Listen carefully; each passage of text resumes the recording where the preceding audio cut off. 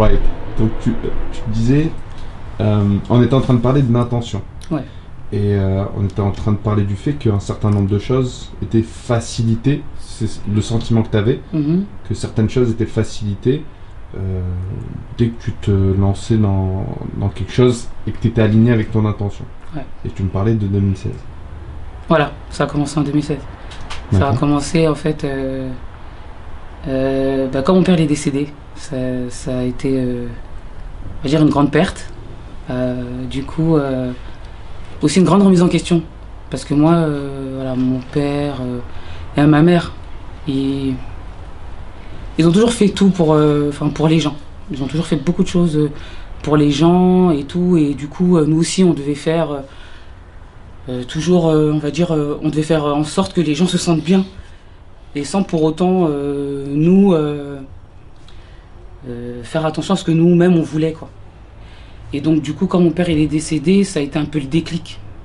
Je me suis dit, c'est bon en fait, on peut pas être là, vivre pour les autres, pour que on peut faire en sorte en fait que les gens se sentent bien, on peut contribuer à ce qu'ils se sentent bien, mais il faut aussi que nous dans notre vie, en fait, on s'épanouisse dans ce qu'on aime. Ça veut dire, nous on fait ce qu'on aime et en même temps, on fait du bien aux gens. Et donc du coup, je me suis dit, bon, j'ai fait on va dire une introspection envers moi-même et je me suis dit, c'est bon, qu'est-ce que tu veux, qu'est-ce que tu veux faire, et voilà. Comment ça se fait qu'à ce moment-là, être présent pour les autres, c'est devenu... est-ce que c'est devenu pesant? C'est pas devenu pesant, mais en fait, bon, il y a... Tu sais, des fois, au moment des décès, il y a des gens... tu vois qu'il y a des gens pour qui, on va dire... par exemple, mon père, il était présent, qui n'était plus là, et après, au décès, quand il est décédé, ils viennent. Et en plus, après, ils veulent faire ceux qui contrôlent tout, quoi. Mais au bout d'un moment, non, en fait. Moi, je me suis dit, mais attends, c'est quoi ce délire? Chez mon père, il était malade et tout, t'étais où? Enfin, t'étais où? Donc en fait, non, t'as pas de... Et du coup, ça faisait un peu... ça faisait peut-être... chez les Africains, enfin, en tout cas, ça faisait peut-être un peu... personne impolie. Mais non. En fait, au bout d'un moment, je me suis dit, mais non, c'est bon, t'arrêtes de taire. Déjà dans ma douleur d'avoir perdu mon père et tout. Mais non, je vais pas aussi être là et arrondir les angles pour des gens, en fait, entre parenthèses, qui ont pas honte, quoi. Donc c'est à partir de là, je me suis dit, c'est bon. Je veux quand même faire... je vais tout faire pour faire du bien aux gens, mais tout en restant moi-même. En fait, à chaque fois. Ça veut dire, si j'ai des choses à dire, je vais pas le dire méchamment, mais en même temps, je vais le dire de manière à ce que la personne aussi elle comprenne que c'est peut-être pas correct. Voilà. Parce que moi, en fait, quand je fais quelque chose, j'essaie de faire en sorte... J'ai pas envie de faire du mal aux gens, mais en même temps... j'ai pas envie de non plus moi me priver complètement, quoi.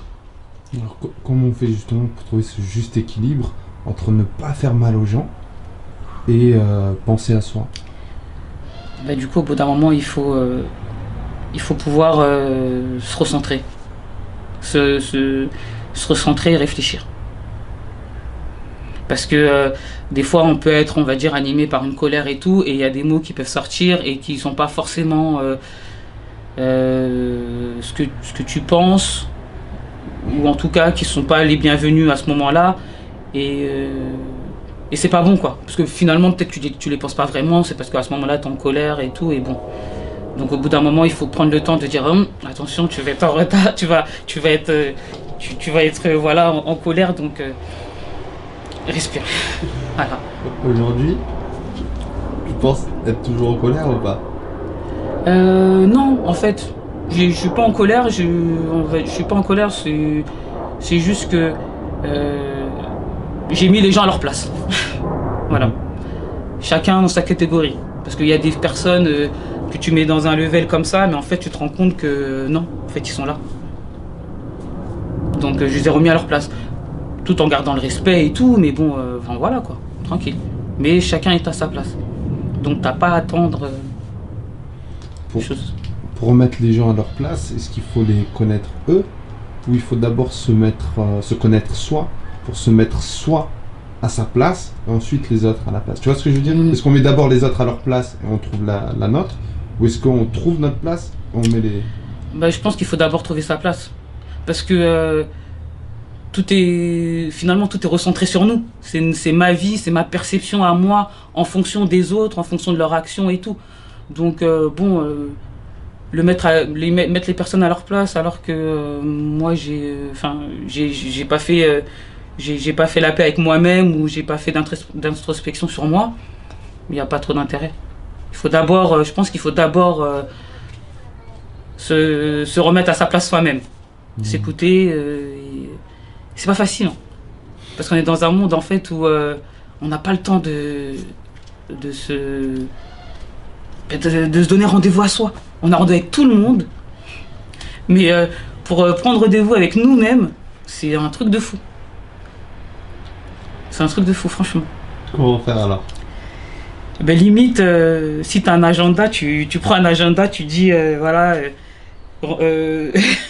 moment pour toi. Voilà. Et ça peut être lire un livre, mais regarder une vidéo. Moi, par exemple, j'aime bien avant de me coucher, regarder une vidéo de personnes que tu as interviewées, en fait, qui ont fait des témoignages. J'aime bien. Ça t'importe quoi d'écouter ces témoignages? Parce qu'en fait, c'est des personnes lambda, en fait, comme toi et moi. Tu vois, c'est pas une star ou une guest star que tu vas interroger, non, c'est une personne voilà, comme toi et moi qui fait sa vie et tout, et qui a sa propre perception de la vie avec sa propre expérience, en fait. Et c'est bien, en fait, ça te permet en même temps d'ouvrir ton esprit et de voir que, ouais, peut-être que on pourrait aussi voir ça comme ça, on pourrait aussi voir ça comme ça. Je trouve que ça ouvre l'esprit, en fait. Ça te permet d'avoir une... Et comme tu as voyagé, on voit que voilà, t'as pris des témoignages de personnes un peu partout. Donc voilà. Ouvrir ton esprit, est-ce que aujourd'hui c'est quelque chose de compliqué dans ton contexte ou Non, je travaille dessus en fait. À ce que ce soit, on va dire, au quotidien. Parce que c'est génial. C'est génial d'ouvrir son esprit et on va dire entre parenthèses, de revenir à soi, quoi. Parce que en écoutant les autres, ça te permet aussi, toi, de comprendre certaines choses et de voir qu'en fait, c'est nous, on complique notre vie, quoi. On complique la vie pour rien. La vie, elle est simple. Enfin... Pardon, justement, tu parlais de rendez-vous avec soi-même. Selon toi, c'est une fois par jour, c'est par semaine, par mois, ça se passe comment? Franchement, ça devrait être une fois par jour, au moins. Des fois, c'est peut-être un peu plus compliqué. Quand en plus, on a des enfants ou des choses comme ça. Surtout si on en a plusieurs. Alors, t'as les enfants qui veulent chacun que tu aies du temps pour eux. T'as aussi, on va dire, les parents, le mari. Mais bon, il faut que ça soit tous les jours. Il faut se l'imposer, en fait. Tout comme tu as des rendez-vous chez le médecin, une formation, je sais pas, ou quoi que ce soit, il faut que tu t'imposes un moment pour toi. Tu vas chez le médecin, tu sais que tu passes par la salle d'attente, tu fais ta consultation. Quand tu as rendez-vous avec toi-même, comment ça devrait se passer? Ça devrait se passer, on va dire, naturellement, quoi. Tu fais quelque chose que tu as envie de faire, peu importe ce que c'est. Mais à partir du moment où ça te fait du bien et que ça te permet aussi peut-être de travailler d'autres choses. Parce qu'en fait, avoir du temps pour soi, c'est aussi... moi, par exemple, voilà, des fois, là, j'ai commencé une espèce de coaching.